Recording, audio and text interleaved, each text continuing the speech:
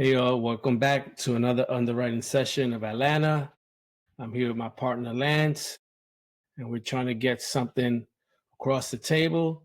We're getting closer and closer, and now we have something a little more interesting. We have a Morby method on the table, which throws in another step into the equation.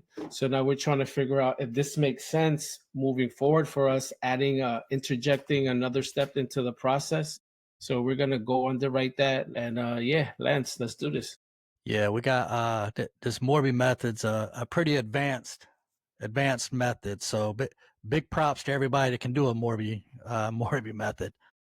Um, what we got here is a it's in our pad split market. Got brought to us. It's a 5'3", 3,100 square foot house. So I always underwrite as the deal is brought to us to see what they want, just as what they want. Okay, the Morby method. The way a quick definition is the seller is going to seller finance our down payment back to us. That's Morby method in a nutshell. All right, so how are we going to do it? Right now, the purchase price is $395,000. We have to go out and get a DSCR loan um, to be able to finance this. We're doing an 80% DSCR loan at 7% interest rate. Mando, you want to let them know what a DSCR is real quick? Yeah, because we're gonna have to refi out of this into a DSCR loans, and obviously the numbers gotta equate and gotta match, which are the rent levels and so on. And they have a metric where they'll be able to calculate that. And like I said, I have background in that, and one of my mentors has done over 100 DSCR loans specifically for co-living. So we'll be able to leverage his knowledge as well. So that's kind of where we're at. So there is some steps that we got to take to get to the end. But again, we can leverage our network to be able to get us across the table if we need to. Got you. So this DSCR loan, we're doing 80%. So we got to do a 20% down payment. Yes, All sir. right, which is going to be $79,000. All right, so what we're going to need to do is get a $79,000 loan from somebody for a day or two, just to That- just to close. Yep, we need to get that across. All right, so we have to pay closing, which is roughly $18,000. We can raise that, we can pay that, whatever. Right now, I don't have this 17,000 in the equation. But we get this $79,000 loan, it goes to title. DSCR goes to title. So now title now has this $395,000, which is the purchase price. All right, boom, we close on it. The title company is now going to send this 395 to the seller. The seller is now going to seller finance this $79,000 back to us at 6%, 30-year amortization.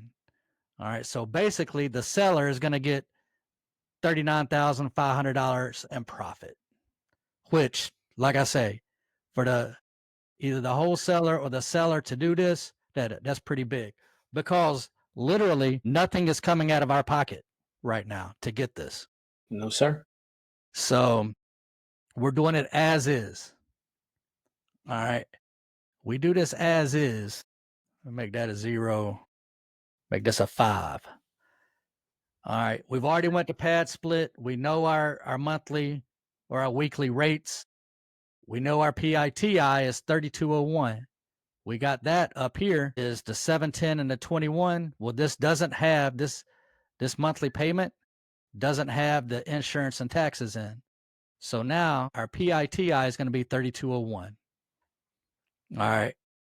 All said and done every month, 3201 has got to go somewhere. That's the seller, and that's the wherever you got your loan from. Boom. As is doesn't work. We're negative 1393. But we're doing co-living. What do we got? We got a 5-bedroom house at 3,100 square feet. talking to the seller, wholesaler, we can probably put another 5 bedrooms in. So we make this 5, make this, now we have a total of 10 bedrooms in. All right, the entry cost goes up because you got to build each room, you got to furnish each room. New entry cost is about 81 grand. Now we're cash flowing $16. All right. What we're going to do is we need this 80 grand again. We needed it to be able to purchase it. Now we need it to be able to operate it. Correct. To get in, to build, to furnish, all that. And how we going to get that, Lance? We're going to jump right over to this other tab. All right. Shout out to Michael Minatakanian for this crazy ass calc for sure. Facts. All right. So if you want to be a capital partner with us, this would be something that we would offer. All right. 60% us, 40% you. We're looking to get you 7% cash on cash, 15% ROI on your money. All right. To get this, change that to 0. Right now it's 6%. All right. We want you at 7. So if we gave you a 2% preferred return, meaning you're going to get the first $1,618 of money. All that goes to you automatically. Then after that, you're going to get $528.53 a month. Okay, so we're giving you extra right here to 1618 plus what you're getting per month in the 528. Now, me and Mando we're partners. We'd only get $264 a piece in hours. So in this situation, that doesn't work. But we now have levers we can pull. We always talk about levers. What can we do? What can we adjust? And a lot of our last videos, it's all been subject to.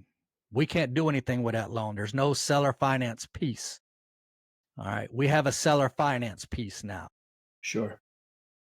And it's right here. All right. So we know we're going to have 80K for them to be able to pay back to be able to get into this property. So what instead of they made 39.5 in profit, what if they only made 100? Ooh, hold on. I forgot to add something to the deal. In 10 years, that seller finance piece would not be sold, would not be complete. So that 118.5 at 6% for 30 years, in 10 years, you're going to have to give the seller $99,000. All right. So however you get it to them in 10 years, they're going to want their money. So let's go back to what I was just getting ready to say. What instead of they made 39, they just make 20 grand profit. All right. As you can see, our seller finance piece number goes down. All right. Our PITI goes down just a little bit. Come over here. These are the levers we get to play with. Our cash flow went up to 1127. We hop over here. Now, hey, you being a capital partner, 7.9. Let's drop that down to a 1 or maybe even 0. Nah, we want you to get your 7. So now you're going to get the first $805 and then we all splitting. All right, so the partner would get $635. Me and Mando would get $318. What else can we do? We can go back to the seller and say, hey, this 6% is not going to work. Can you do 3%? That drops it down. Now our monthly payments $29.12. Total cash flow is $13.05. Now that's an 8.4%. Now if you did not get a preferred return, you're making $782.72. Yes, sir. Now, something else that we can do is, because we are experienced operators, we can have it to where now you get 30% ownership. You're at 6 right there. Let's give you 3%. All right, let's go 2%. We'll give you a 2% preferred return.